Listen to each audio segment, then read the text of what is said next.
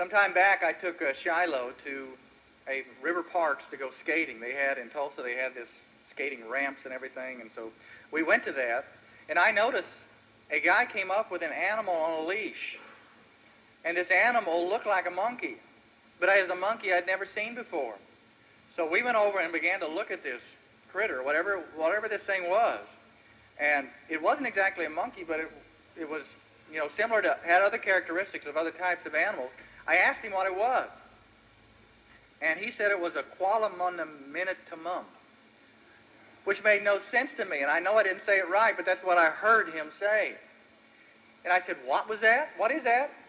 He said, well, it's a South American raccoon.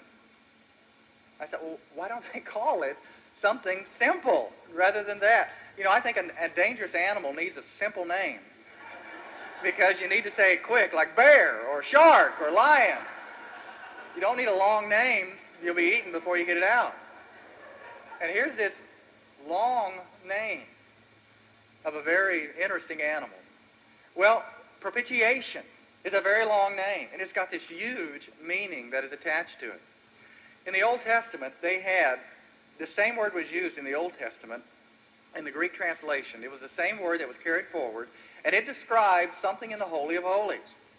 In the Holy of Holies, you had something called a mercy seat. And the mercy seat was what sat on top of the Ark of the Covenant. And one time a year, the high priest, the great high priest, would go into the Holy of Holies. He was the only person that could go, and only on the Day of Atonement he could go in. He would go in on the Day of Atonement representing the people of Israel.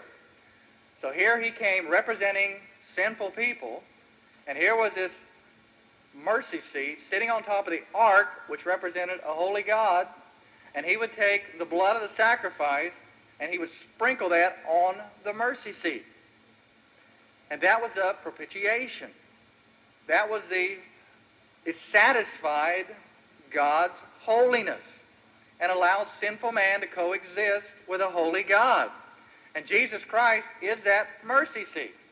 He is that mediator, that one who is between God and man, the one who became the ransom, the one whose blood was spilled and satisfied God's holy demands. And that is